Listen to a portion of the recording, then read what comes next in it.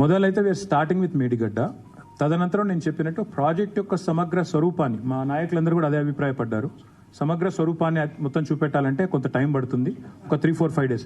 First స్పెల్లో కాళేశ్వరంలోని మొదటి point Medigadda కాబట్టి అక్కడికి వెళ్తాము. ఆ తర్వాత స్పెల్లో మళ్ళీ మిమ్మల్ని తీసుకొని మిగతా పాయింట్స్ కూడా తీసుకుంటాం. పర్మిషన్ చూద్దాం, అప్పుడే ఎందుకు, పిల్ల పుట్టక ముందే కుల్ల పుట్టడానికి.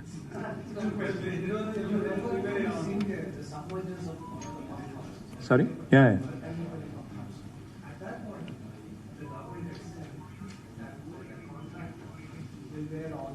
They did. That's what I'm saying.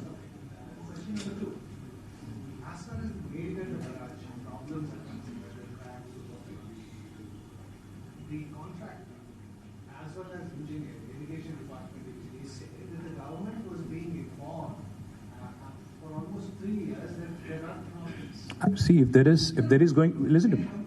No, I think that I understand the question. I understand the motive. See, let me. Well, I can say a lot more. Let me leave it at that. Go on. Complete the question. So, if the government was aware, was the government aware of it at the higher level? Mm-hmm. And if it was not, then when the action has happened, did the government find out why things were not being informed or communicated out? Well, I cannot answer the question because I was not in the loop of in the scheme of things, especially when it comes to irrigation matters. I was not in the scheme of things because that was not my ministry. I cannot readily answer that question, but I can tell you we were vigilant, we were monitoring, we were definitely keenly looking at everything that was being sent. There was no negligence as such, but yes, things do happen. That's what my point was. I think when I was saying that in the past as well, these things have happened. So if Kadem project కట్టిన తర్వాత కొట్టుకుపోయింది అంటే మరి ఆనాడు negligence ఉందా, ఆనాడు government over site లేదా, government పట్టించుకోలేదా, లేదా గుండ్లవాగు ప్రాజెక్ట్ కొట్టుకుపోయిందంటే గవర్నమెంట్ పట్టించుకోలేదా అంటే జరిగి ఉండవచ్చు. లో లెవెల్లోనా, హై లెవెల్లోనా, మిడ్ లెవెల్లోనా నాకు తెలియదు.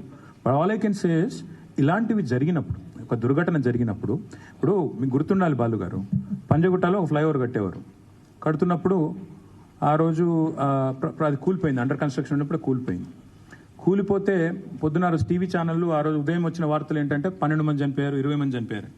సాయంత్రం కల్లా చూస్తే ఏంటంటే ఎవరు చనిపోలేదు, ఒక కారుకి ఏదో చిన్న దెబ్బ తగిలిందని.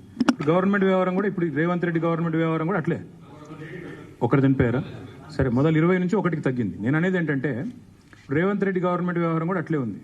ఒక బరాజులో 3 పిల్లర్ల దగ్గర సమస్య వస్తే మొత్తం ప్రాజెక్టు కొట్టుకుపోతుంది, 1,00,000 కోట్లు కొట్టుకుపోతుంది అని సేమ్ పంజగుట్ట ఫ్లైఓవర్ జరిగినప్పుడు ఎట్లా అయితే ఆనాడు మొదలు పెట్టారు దాడి, ఇప్పుడు కూడా అదే రకమైన ఒక థాట్ పోలీసింగ్, అదే రకమైన ఒక కొన్ని తమకు అనుకూలంగా ఉండే మీడియా ఛానళ్లలో, మీడియా పత్రికలలో రాయించడం, మళ్ళీ రాయించి వాటిని దాన్నే మళ్ళీ సోషల్ మీడియాలో తిప్పి ఏదో జరగకూడదు జరిగిపోయినట్టు వ్యవహారం చేయడం స్పష్టమైన ఎజెండా కనబడుతుంది.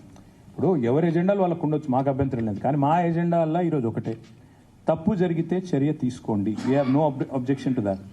At the same time, why are you not rectifying the problem? That's all my questions.